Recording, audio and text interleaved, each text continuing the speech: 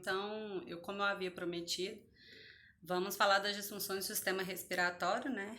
As disfunções pediátricas, mais aquilo que é adquirido, beleza? Então vamos dar início. Primeiro a gente vai falar sobre as infecções respiratórias. Normalmente as infecções respiratórias que eu vou demonstrar para vocês são as mais comuns. Então a gente separa as infecções respiratórias pelo trato superior, né, das vias aéreas superiores, e as infecções do trato inferior. Então o que condiciona o trato superior? Então narinas, fossas nasais, cavidade oral, faringe, laringe e parte superior da traqueia. Quais são os componentes da parte do sistema respiratório inferior? Então, nós temos parte inferior da traqueia, brônquios, bronquíolos e alvéolos pulmonares.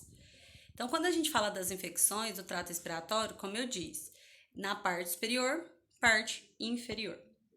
Vamos primeiro começar pelas infecções da parte do trato respiratório superior. A primeira que vocês precisam saber é sobre a faringite. A faringite é uma doença inflamatória ou inflamatória infecciosa. Ela pode ter agentes patológicos ou ela pode não ter nenhum tipo de agente que seja infectante, e sim simplesmente a sensação de inflamação. Então, a faringite que eu vou abordar para vocês é a faringite infecciosa. Então, as crianças sofrem mais infecções das vias aéreas superiores pelo grupo de bactérias Streptococcus, do grupo A. São mais suscetíveis às febres reumáticas, que eu até já tinha falado para vocês, e doenças inflamatórias que ocorrem na região do coração e articulações. Então, quando a criança ela tem infecções recorrentes do trato superior respiratório, faringite e amidalite, a chance dela vir a desenvolver uma febre reumática é grande se ela continuar tendo sucessivas reinfecções, né? Então, eu já tinha falado isso para vocês, mas relembrando que são infecções, na sua grande maioria, pelo Streptococcus. O Streptococcus, ele contém uma enzima na qual essa enzima ela tem um certo tropismo por outra enzima que está associada a ela, que fica presente lá nas válvulas cardíacas e também nas articulações. Por isso que o indivíduo que tem infecções por Streptococcus tem grande chance de desenvolver futuramente uma febre reumática devido a exatamente esse tropismo que o grupo do Streptococcus tem com relação às características dessas enzimas presentes na válvula cardíaca e também nas articulações. As manifestações clínicas da faringite provocada por Streptococcus é relativamente leve, a clínica dela é muito tranquila, raramente você tem complicações de imediata, como uma possível pneumonia associada a uma faringite prévia, né? O início, normalmente, ele vem com febre, cefaleia e a região da faringe fica com sensação dolorosa. Ela pode promover um certo inchaço, no qual causa uma dificuldade para deglutir.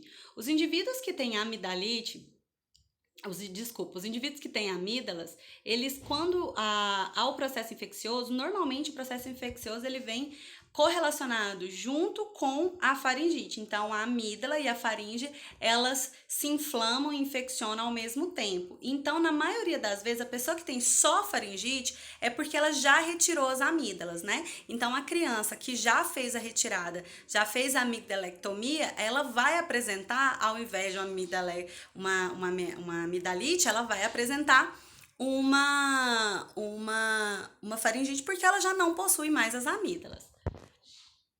Então, nessa imagem que eu mostrei para vocês aí, é a amígdala infeccionada, né? Não necessariamente bacteriana, porque como eu disse para vocês, o vírus e outros agentes também podem provocar a faringite, porém, a grande maioria das vezes é provocada pelo agente bacteriano, o Streptococcus do grupo A.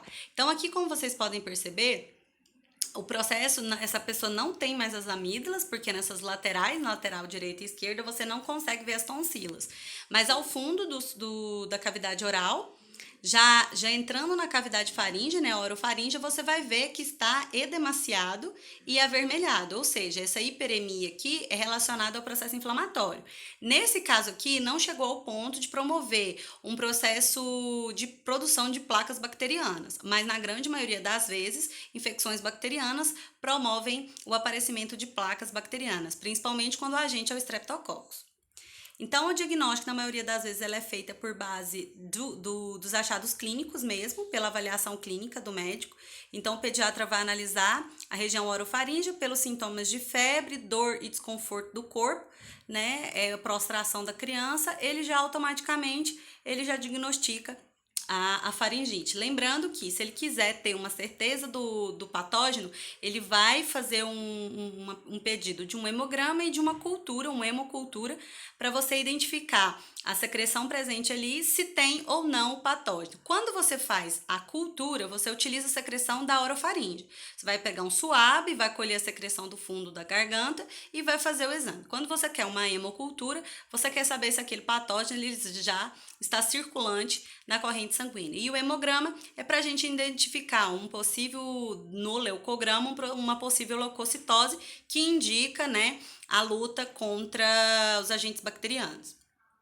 A conduta terapêutica, na maioria das vezes você vai utilizar os anti-inflamatórios e analgésicos para a dor e o processo de inchaço e hiperemia, mas também é utilizado, na grande maioria das vezes, o antibacteriano é do grupo das penicilinas, né? Então, utilizando através dela a penicilina oral, se não for evidenciado a melhoria do quadro, eles entram com a penicilina benzatínica injetável, tá? Próxima doença é a amidalite, que também é uma doença das vias aéreas superiores e ela é responsável basicamente por fazer o papel imunológico, né, de reconhecimento dos patógenos e produção de anticorpos. Então, ela está ligada ao sistema linfático e também ao sistema respiratório, porque ela está ali se alojada na região orofaríngea, o que tem ligação direta com as vias aéreas superiores e também com a questão do trato digestório, porque é por ali que o alimento passa. Então, as amígdalas são massas de tecidos linfóides, localizada na cavidade faringiana, elas filtram e protegem os tratos respiratórios e alimentar de invasão por organismos patogênicos. Então, além de desempenhar funções específicas, também na formação de anticorpos, que foi isso que eu falei para vocês. Então, a amidalite, ela frequentemente, ela cursa com a faringite, que eu já tinha falado para vocês. Os agentes mais comuns são virais e bacterianos, lembrando que na grande maioria das vezes, quando ela tem algum tipo de complicação, é relacionada a uma infecção bacteriana provocada pelo Streptococcus. As manifestações clínicas da amidalite são provocadas, né, pelo processo inflamatório. Então, à medida que a tonsila palatina aumenta, né, ela vai se edemaciando, ela pode vir a desencadear uma possível dificuldade de deglutição e também dificuldade respiratória se elas se unirem ao fundo ali da cavidade orofaríngea, que vai evitar a passagem tanto de alimentos quanto do ar. E isso vai prejudicar tanto o fator respiratório quanto o gastrointestinal, beleza? Então, a criança apresenta dificuldade de deglutir e respirar, o que a gente chama de abscesso amigdaliano e que é extremamente problemático porque a criança não percebe que está acontecendo, porque acha que a febre e o mal-estar está provocando a dificuldade de alimentação, mas na verdade você está tendo uma obstrução da passagem da via para deglutir e também para respirar. Então, a gente tem que tomar a providência o mais rápido possível antes que a gente tenha uma parada respiratória devido à falta de entrada do oxigênio, né?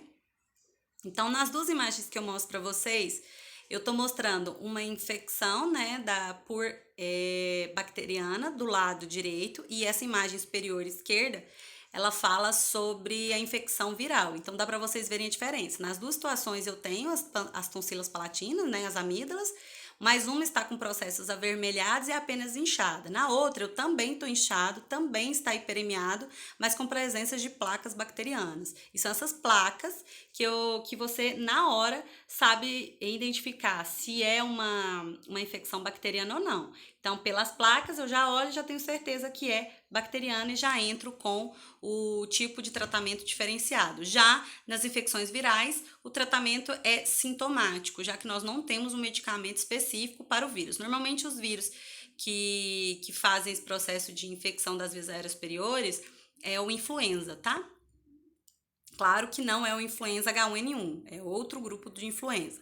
Então, a terapia medicamentosa, antes disso, falar um pouquinho do diagnóstico, da mesma forma que é feito o diagnóstico lá na faringite, é feito o diagnóstico aqui na amidalite, né? Você pode coletar a secreção das amígdalas, né, fazendo a cultura, ou hemocultura, ou o hemograma. E também você pode fazer uma análise, né, do antistreptolizina, que é o anticorpo contra o streptococo, para identificar se o indivíduo está tendo essa infecção há um bom tempo, se ele vai desenvolver, né, uma futura febre reumática ou não. Então, a gente já tem que prevenir isso. A conduta terapêutica, né, da amidalite é basicamente igual à da faringite, né, a utilização de antibacterianos, orais, se um indivíduo conseguir deglutir, porque se ele tiver com um abscesso muito grande, a criança não vai conseguir deglutir. Então, o ideal é que ela tome, então, a injetável, que na grande maioria das vezes é utilizada a penicilina benzatínica, tá? Ou 1.200.000 unidades ou 600.000 unidades, uma vez a cada 7 dias, ou uma vez a cada 7 dias, ou você pode fazer também a utilização por via oral de amoxicilina, né? Amoxicilina com ácido clavulanoico. E também é muito utilizada a azitromicina como fins terapêuticos. Próxima, influenza ou gripe, eu acho que todo mundo aqui já ouviu falar. É a gripe que a gente condiciona como H1N1. Então, a influenza, ela é um agente viral que atua nas vias aéreas superiores e inferiores. Quando ela mantém-se apenas nas vias aéreas superiores, os danos são menores. Quando ela vai para as vias aéreas inferiores, ela pode ser provocada grandes problemas, principalmente no processo de troca alveolar, de troca gasosa alveolar. Ela é provocada por 3 tipos, os mais comuns é do tipo A e do tipo B. A influenza se propaga de um indivíduo para o outro de contato direto por objetos contaminados por secreção nasofaríngea, muito parecida com a transmissão, né, do novo coronavírus, né, do Covid-19. Então, o SARS-CoV-2, né, que a gente chama, que é o nome certo. Então, a doença é mais comum durante os meses do inverno, devido à aglomeração de pessoas por causa do frio, possuindo um período de incubação de 1 a 3 dias. Então, você tem contato com o patógeno, 1 a 3 dias, você já começa a manifestar os sintomas, né? As pessoas afetadas são mais infectantes durante as primeiras horas, 24 horas antes de início dos sintomas e 24 horas depois. Ou seja, você nem manifestou o sintoma e você já está transmitindo a doença. Então, muito cuidado, principalmente por ser do grupo influenza, que inclui o grande problemão que é o H1N1, tá? Que hoje nós temos vacinação para esse público, né? Que as crianças, eu já falei isso para vocês, ela faz vacinação sazonal todo ano contra o influenza, né? O vírus da influenza. Então, as manifestações clínicas podem ser subclínicas, brandas, moderadas ou graves. Para os dos pacientes com a garganta, mucosa, nasal ressecada, tosse seca, tendência de rouquidão, normalmente são características da doença na fase subclínica ou branda. Quando você tem a fase moderada ou grave, você já tem o rubor facial, fotofobia, mialgia, hiperestesia e às vezes prostração acompanhado de início repentino de febre e calafrios. Então, dependendo do grau de elevação da doença, né, você tem sintomas mais leves e sintomas mais brandos, chegando até o ponto de ter uma insuficiência respiratória aguda, né? Nas crianças, a influenza não complica normalmente, só existe tratamento sintomático, então não tem muito o que fazer, né? Já a utilização do medicamento Tamiflu pode ser utilizado para ajuda, mas não é 100% garantido a eficácia.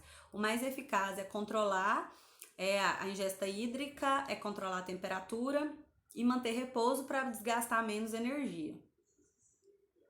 Próxima doença é a bronquite. Bronquite é uma doença inflamatória, pode ser infecciosa ou não, o nome já faz bronquite, é inflamação dos brônquios.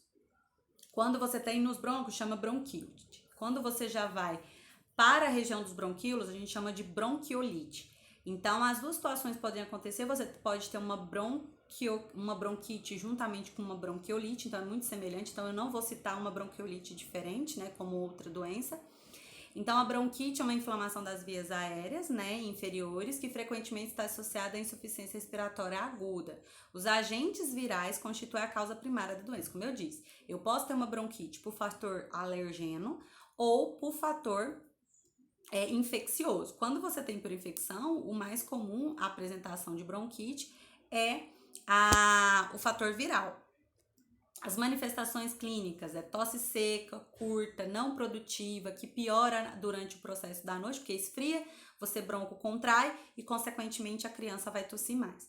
Quando eu falo sobre bronquite, tem muitas pessoas que têm bronquite, descobrem a bronquite na fase da infância, e ela é uma bronquite alérgica que todas as vezes que tem mudança de temperatura drástica, os vasos broncocontraem e, consequentemente, a pessoa apresenta os sinais e sintomas da bronquite.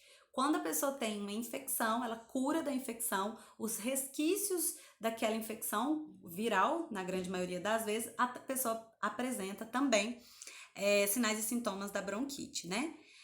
Então, aqui nessa imagem, vocês podem perceber o que acontece. Os brônquios e os bronquíolos, eles se tornam mais espessos. E essa espessura dos brônquios faz com que a diminuição da passagem do ar fique maior e também faz com que o corpo entenda que você tem algo ali dentro que está provocando aquele processo inflamatório.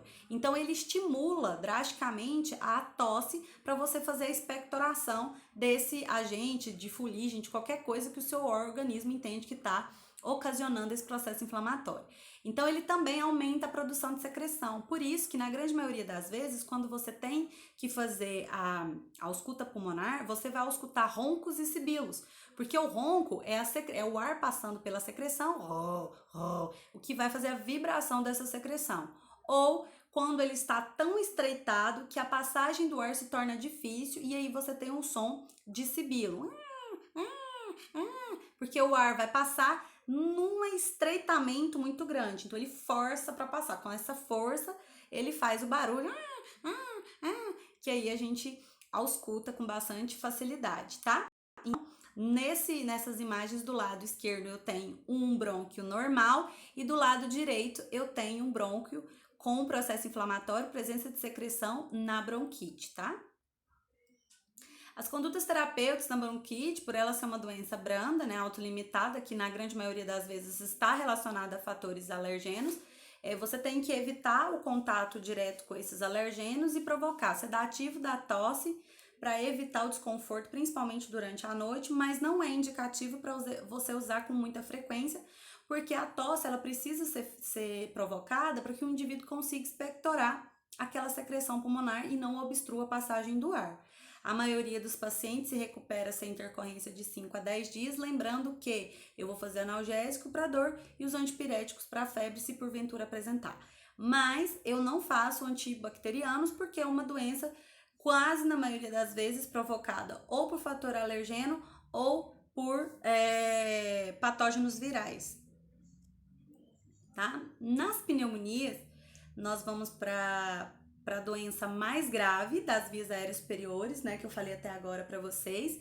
Ela é a mais grave e também é a que causa maiores danos futuros, né? Por quê? Porque eu posso ter uma morte devido a uma insuficiência aguda respiratória por não tomar as providências no devido tempo. Então, as pneumonias é um processo inflamatório do parênquima pulmonar, é extremamente comum na infância, porque o sistema imunológico da criança ainda está em processo de construção, mas ocorre mais frequentemente em lactentes e crianças na primeira infância, ou seja, até 5 anos de idade. Depois, não é que não aconteça, mas a probabilidade é menor do que a das crianças menores de 5 anos.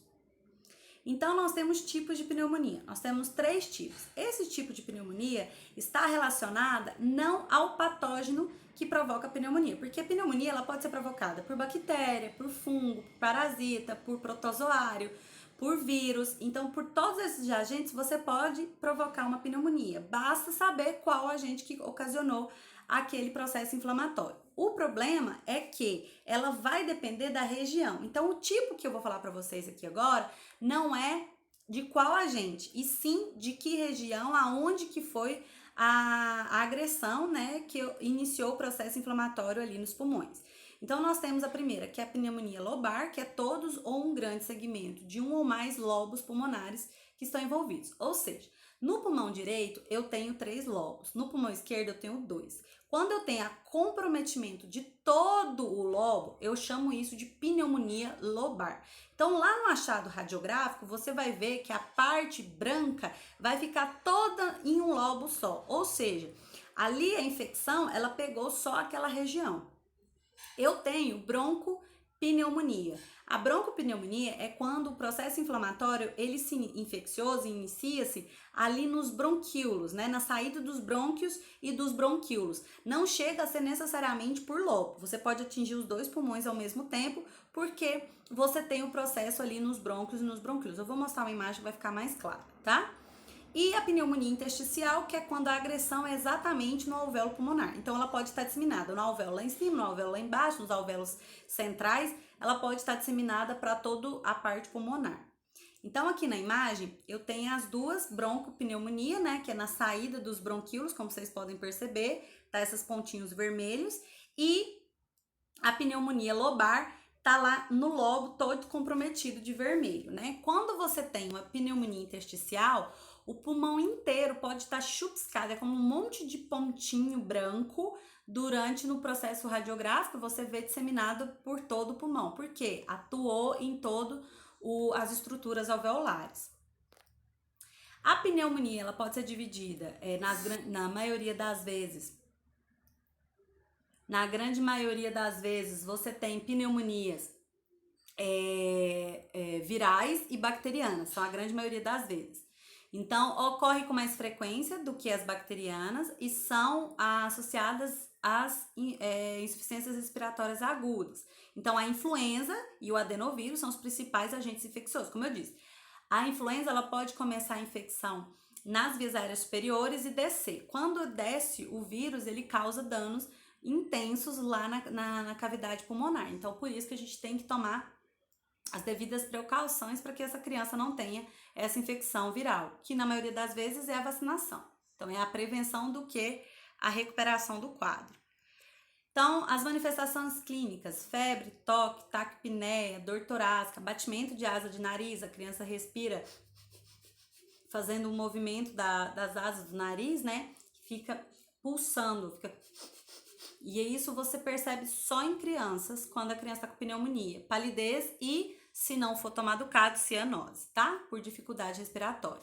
O tratamento geralmente ele é sintomático, pode ocorrer com oxigenoterapia ou não, vai depender da saturação dessa criança, da frequência respiratória, nebulização fria, fisioterapia respiratória, drenagem daquela secreção para não obstruir, porque a pneumonia ela provoca intensa secreção, inclusive ela pode causar um derrame pleural, e esse derrame pleural pode ser provocado devido à produção de secreção, tá? E aí a criança possivelmente vai ter que passar por um processo cirúrgico para drenagem pleural, e se não conseguir fazer essa drenagem pleural, com certeza evoluir para o óbito, tá?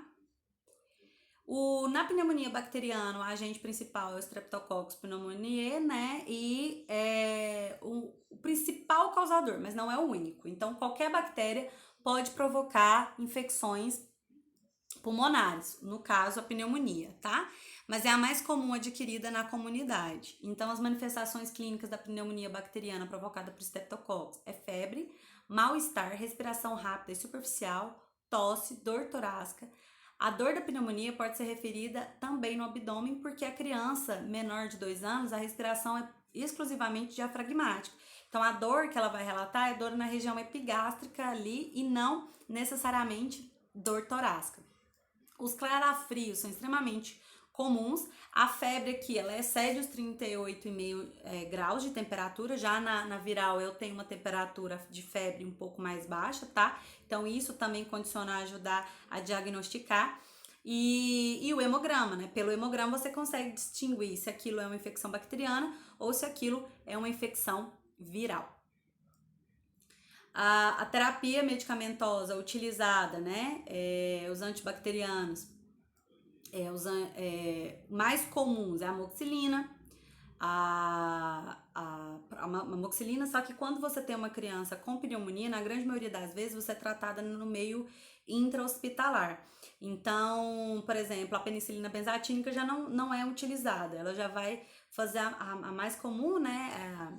A ceftriaxona, a amoxicilina e deixa eu ver aqui, amoxicilina, ceftriaxona.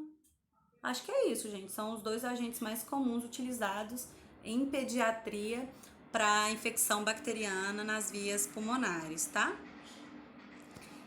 Asma na criança. A asma, ela não é uma doença infecciosa, ela sai daquele grupo das doenças infecciosas, ela é uma doença pura e exclusivamente inflamatória, que provocada na grande maioria das vezes por distúrbios de alergenos, né, por alergias.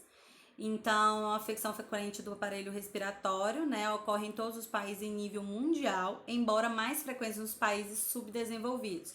É uma doença crônica com repercussão na qualidade de vida. Por quê? Porque ela pode provocar uma parada respiratória rapidamente, porque ela fecha as vias aéreas. A liberação, né, de histamina, porque o seu organismo ele produz histamina para te proteger contra inflamações. Então, o que acontece?